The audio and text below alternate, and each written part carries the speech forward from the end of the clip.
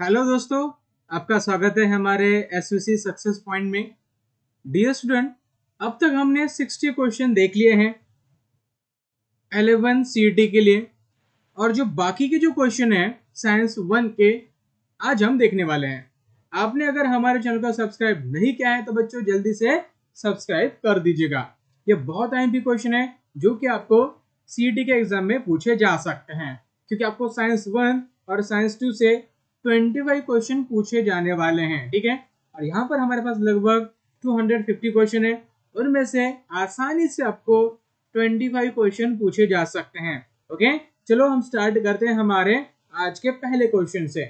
तो पहला क्वेश्चन है बच्चों, apparatus is used to study the NMLS behavior of the water। NMLS behavior of the water की अगर स्टडी करनी है तो कौन सा apparatus यूज करते हैं? So that is the hopes apparatus। ठीक है, मैं आपको बताता जाऊंगा, आपको सिर्फ याद रखना है और इसे लिख लेना है, या फिर आप इसका स्क्रीनशॉट भी ले सकते हो। ओके, चलो नेक्स्ट क्वेश्चन देखो बच्चों क्या है। It is necessary to rise the 1 kilogram of water from 14.5 degree Celsius to the 15.5 degree Celsius. कितनी हीट लगेगी अगर हमें 1 डिग्री सेल्सियस अगर वाटर का टेम्परेचर बढ़ाना है और वाटर है 1 किलोग्राम, तो हीट लगने वाली है 4180 जूल। ठीक है, 4180 जूल, ये आपको याद रखना है। ठीक है, चलो नेक्स्ट क्वेश्चन देखो। 63rd क्वेश्चन है, due to dash pencil look bend in the water in given experiment. यहाँ पर आप देख सकते हो कि आपको यहाँ पर पेंसिल थोड़ी सी बेंड दिखाई दे रही है। ठीक है, तो क्यों दिखाई दे रही है? तो इसका रीजन है रिफ्रैक्शन ऑफ लाइट। क्या है बेटा? Refraction of light. ठीक है, चलो देखते हैं। In the following diagram if the I is 40 then what is the E. E का मतलब ये वाला एंगल। ठीक है, ये कितना होगा आपको पता है, आई इक्वल टू ई होता है, पढ़ा है ना आपने, तो ये भी 40 हो जाएगा ना बेटा, दिस विल बिकम आल्सो 40। तो हमारा आंसर क्या बनेगा? बी, 40। ठीक है, चलो नेक्स्ट क्वेश्चन की तरफ। तो नेक्स्ट क्वेश्चन है यहाँ पर बच्चों देखो, ray of light strikes the angle slab at an angle 40 degree Celsius, sorry 40 degree with the surface of the slab, then angle of incidence will be. देखो बच्चों, अगर मान लीजिए ये सरफेस है, तो जो लाइट है ना वो सरफेस के साथ 40 का एंगल कर रही है, तो हमें बताना है कि एंगल ऑफ इंसिडेंस कितना होगा। तो पूरा आपको पता है 90 होता है, मतलब ये अगर ये 40 है तो ये 50 बन जाएगा, तो हमारा आंसर बनेगा 50। ठीक है, एंगल ऑफ इंसिडेंस कितना होगा? 50 होगा। चलो नेक्स्ट क्वेश्चन देखो बच्चों, यहाँ पर क्या है।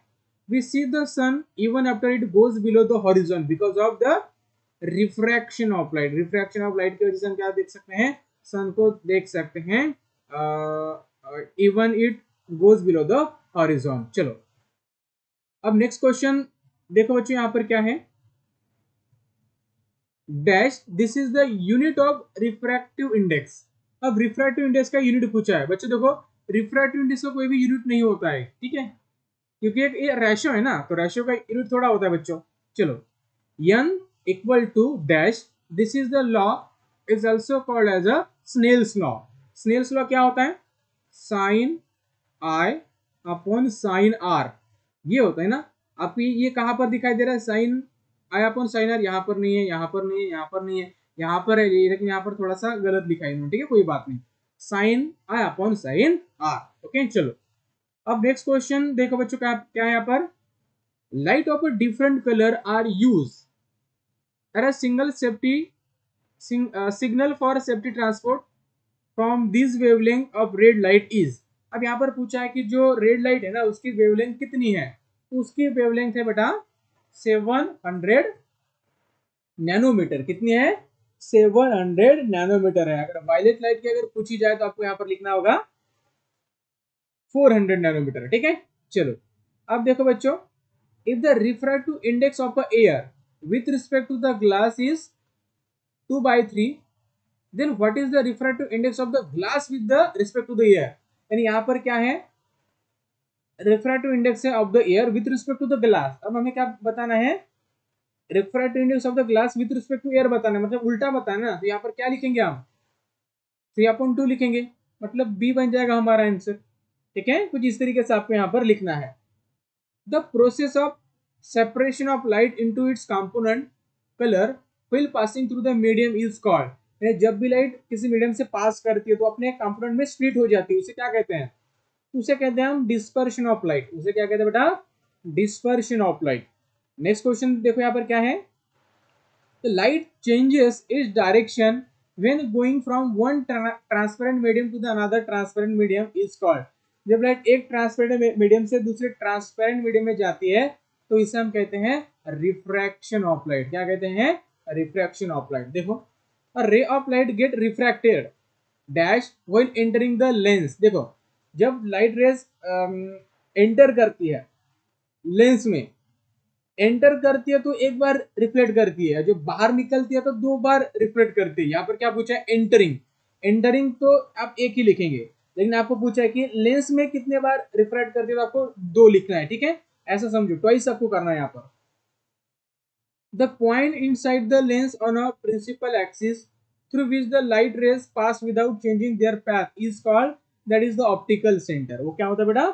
ऑप्टिकल सेंटर होता है जहां से लाइट रेज अगर पास करती है तो वो बिल्कुल डेविएट नहीं करती है। ओके, ये आपको याद रखना है। ठीक है, चलो नेक्स्ट क्वेश्चन देखो, the virtual image is form if an object is place. Virtual image कब फॉर्म होगी? जब हम ऑब्जेक्ट को फोकस और ऑप्टिकल सेंटर के बीच में रखते हैं तब एक वर्चुअल इमेज फॉर्म होती है। अगर हम कॉन्वेक्स लेंस में ऑब्जेक्ट को अगर 2f1 पर रखते हैं तो इमेज कहां पर फॉर्म होगी? तो इमेज फॉर्म होगी 2f2 पर। यहाँ पर 2f2 चाहिए। ठीक है, यहाँ पर आपको लिखना है इस तरीके से। थोड़ा सा वहां पर गलत दिया है, कोई बात नहीं। All the distances parallel to the principal axis are measured from. जो पैरेलल डिस्टेंस होता है फ्रॉम द लेंस, वो कहां से मेजर करते हैं? That is measure from the optical centre. Okay, चलो, a small hole of the changing the diameter at the center if the iris is called। iris के centre में एक स्मॉल होता है, होल होता है, उसे क्या कहते हैं? उसे प्यूपिल कहते हैं। क्या कहते हैं बेटा? प्यूपिल। उसके बाद है for normal human I the near point is that. Near point कितना होता है? ठीक है, दैट इज 25 सेंटीमीटर। ठीक है, अगर फार पॉइंट पूछा जाए तो infinity. The image form by a dash lens is always virtual and small, that is the biconcave. जो बाइकॉन्केव लेंस होता है ना, ये हमेशा ही वर्चुअल और स्मॉल लेंस को फॉर्म करता है। ठीक है, स्मॉल इमेज को फॉर्म करता है। In a relax state the focal length of the healthy eye is 2 centimetre. ठीक है, चलो नेक्स्ट क्वेश्चन देखो, for a specific glass lens focal length is 0.5 metre. This is only information given to the student. तो हमें यहाँ पर बताना है कि लेंस का पावर क्या होगा और कौन सी लेंस हम वहां पर यूज करेंगे। देखो बेटा, अब जो पावर होता है ना, वो होता है इनवर्स ऑफ फोकल लेंथ। तो इसका मतलब 1/0.5 तो ये आ जाएगा 2, मतलब पावर बन जाएगी 2। अब ये फोकल लेंथ पॉजिटिव है तो इसका मतलब कॉन्वेक्स लेंस, तो हमारा आंसर बनेगा ए। हमारा आंसर क्या बनेगा बेटा? ये बनेगा। ये आपको यहाँ पर याद रखना है। ठीक है, चलो,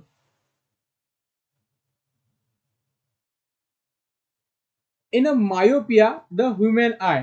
मायोपिया में क्या होता है? मायोपिया में क्या होता है कि हम आपको पता होगा कि हम मायोपिया मतलब नियर साइडनेस। तो यहाँ पर क्या क्या करते हैं हम कि जो ऑब्जेक्ट नियर बाय है उसे क्लियरली देख सकते हैं, लेकिन दूर वाले ऑब्जेक्ट नहीं देख सकते। ठीक है, तो यहाँ पर हम लिखेंगे can not see the distance object clearly. ये बन जाएगा हमारा राइट आंसर। ठीक है, चलो, due to the elongation of the eye ball and increase the curvature of the eye lens a person cannot see the distant object clearly। Eye ball वहां पर elongate हो जाता है बच्चों। ठीक है, हाइपरमेट्रोपिया ह्यूमन आई। अब हाइपरमेट्रोपिया में क्या होता है? हम क्या करते हैं हाइपरमेट्रोपिया में कि दूर वाले ऑब्जेक्ट को देख सकते हैं लेकिन नियर बाय ऑब्जेक्ट को नहीं देख सकते। यहाँ पर हमारा आंसर क्या होगा? तो यहाँ पर हमारा आंसर होगा, आपको पता होगा कि can we see the distance object clearly. Hypermetropia में क्या होता है कि हम दूर वाले ऑब्जेक्ट देख सकते हैं, नियर बाय ऑब्जेक्ट नहीं देख सकते। तो हमारा ऑप्शन बन जाएगा A is the right answer. So bifocal lens is required to correct the presbyopia. Presbyopia का अगर हमें करेक्ट करना है, ठीक है, इस डिफेक्ट को, तो हमें बाइफोकल लेंस को यूज करना होगा। नेक्स्ट क्वेश्चन देखो बेटा, times larger image can be obtained by using the simple microscope, that is a 20 times। Simple microscope से हम क्या कर सकते हैं? 20 टाइम्स लार्जर इमेज को फॉर्म कर सकते हैं। उसके बाद देखो बेटा क्या है, dash in a combination of two convex lens with a small focal length. कहां पर यूज करते हैं? कंपाउंड माइक्रोस्कोप में। ओके चलो, bronze is an alloy of, bronze किसका अलॉय है बेटा? ये जो ब्रोंज है ना, ये किसका अलॉय है बेटा? ये ब्रोंज है ना, ये कॉपर एंड टीन का अलॉय है, ये आपको याद रखना है, ठीक है। चलो नेक्स्ट क्वेश्चन देखो, is an alloy made from the iron निकल एंड क्रोमियम। आयरन निकल एंड क्रोमियम से जो अलॉय बनता है उसे क्या कहते हैं? उसे हम कहते हैं स्टेनलेस स्टील, ठीक है। Is a basic oxide, basic oxide कौन सा है बेटा? जल्दी से बताओ, K2O, ठीक है। चलो आप नेक्स्ट क्वेश्चन है, electrolytic reduction of alumina dash is use as a cathode. क्या यूज करते हैं एज अ कैथोड? जल्दी से बताओ। तो ग्राफाइट को यूज करते हैं, ठीक है। आयन इज, आयन क्या है बेटा? Ion less reactive than aluminium. Ion क्या है बेटा? एक लेस रिएक्टिव एलिमेंट है देन द एल्यूमिनियम, ठीक है। चलो उसके बाद देखो, copper, ion, zinc, aluminium elements are arranged in an increasing order thereof reactivity, then correct the order will be which of the following, ठीक है। ऑर्डर आपको पहचाननी है, ठीक है, in increasing order of their reactivity के हिसाब से, ठीक है। जल्दी से बताओ यहाँ पर क्या होगा? यहाँ पर ये होगा कॉपर, आयरन, जिंक और एल्यूमिनियम, तो A is the right answer. Which of the following method is use to prevent the accumulation of the greenish layer on the brass due to the corrosion? जल्दी से बताओ, that is the thinning, ठीक है। Next question देखो, Willfle table method to separate the particle of the gangue dash method is used। कौन सी method use की जाती है? Willfle टेबल मेथड में क्या यूज किया जाता है जनरली? यहाँ पर हम ग्रेविटेशन मेथड को यूज करते हैं, ठीक है। ग्रेविटेशन मेथड को हम यहाँ पर यूज करते हैं। Aluminium oxide is, aluminium oxide क्या है ये? जल्दी से बताओ, एसिडिक है, बेसिक है, न्यूट्रल है या एम्फोटेरिक है? तो ये एम्फोटेरिक होगा, ठीक है। थोड़ा सा चेक कर लेना, थोड़ा सा कंफ्यूजन है इसके बारे में मुझे, ठीक है। देखो, atomic number of aluminium is and it's electronic configuration is. अब जो इलेक्ट्रॉनिक कॉन्फ़िगरेशन हमें बताना है और उसका एटॉमिक नंबर बताना है। सो एल्यूमिनियम का एटॉमिक नंबर है 13 और इलेक्ट्रॉनिक कॉन्फ़िगरेशन क्या होगा? पहले इसमें 2, बाद में इसमें 8, बाद में इसमें 3, तो इस तरीके 283 बन जाएगा उसका electronic configuration. The chemical formula of zinc blende is, zinc blende का केमिकल फार्मूला क्या है? ZnS, ठीक है, याद रखना है आपको। Extraction of moderately reactive elements is done by dash and dash method. Extraction of moderately reactive elements is done by the dash and dash method. जल्दी से बताओ, roasting and calcination, roasting and calcination is the right answer. Okay चलो, corrosion of silver causes a black layer of silver sulfide, ठीक है। to prevent the corrosion of the iron and steel method is used, that is the galvanizing। okay next question देखो बेटा, preparation of aqua regia hydrochloric acid and dash acid are mixed, that is a nitric acid। the sound of the one metal colliding with the another makes a noise, this property is called as a sonority। उसे क्या कहते हैं हम? Sonority कहते हैं, याद रखो, ठीक है। चलो नेक्स्ट क्वेश्चन है, exist in a liquid state at room temperature. Liquid state में कौन सा एलिमेंट रहता है? तो bromine. Bromine is a element which is present in the liquid state at a room temperature. Ionic compound are electrically neutral. जो ionic compound होते हैं ना, वो इलेक्ट्रिकली न्यूट्रल होते हैं। Is a good conductor of heat but bad conductor of electricity, that is a diamond. Okay, is the least reactive metal, that is the gold. Form a green colour in a water, that is a FeSO4।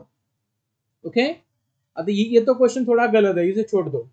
When the one metal is an alloy is mercury, the alloy is called amalgam। अगर alloy में अगर एक metal अगर mercury होगा तो उसे क्या कहेंगे? अमेलगम कहेंगे। The minerals from which the metal can be separated economically are called the ores। क्या कहते हैं? ores कहते हैं। Generally, the melting and boiling point of carbon compound are found to be less than 300 degree Celsius। Number of valence electron in a carbon atom is 4। Next question देखो बेटा क्या है, the bond between the two oxygen atom is double bond. तो molecules of the mass of carbon compound is spread over the range of 10⁻12. ठीक है, unsaturated hydrocarbons containing a carbon double bond are called the alkanes. अगर triple bond होगा तो alkynes. ठीक है, चलो. The phenomenon in which the compound having a different structural formula but same molecular formula is called the structural isomerism. ठीक है, चलो next question. From the following hydrocarbons, the cyclic hydrocarbons, that is the benzene, ठीक है, while going in an increasing order of the length, there is a rise in a molecular mass of the members by 14U. ठीक है, general molecular formula of homologous series of alkanes is CnS2n-2. उसके बाद देखो बेटा क्या है, next question क्या है. Is one of the combustible compound in LPG propane. That is the propane. At a room temperature ethanol is liquid, generally is called a spirit, that is ethanol. ठीक है, due to the internet can we gather the information about the world event sitting at a home. Next question है, the first person to step on the moon, Neil Armstrong. First artificial satellite, that was the Sputnik, that was sent by the Soviet Union. The spacecraft is to be sent to the travel to outer space. Its minimum velocity must be 11.2 km per second, that is the escape velocity. So group of the students from COEP Pune sent a small satellite that called the SOYAM through the ISRO in 2016. That was called SOYAM. Astronomical object closest to the earth, that is the moon. Okay बच्चों, ये थे कुछ question जो कि हमने एकदम short पे आपको देख लिए. इसे आप बार बार देख लेना, तब आपको सारी चीजें समझ में आ जाएंगी.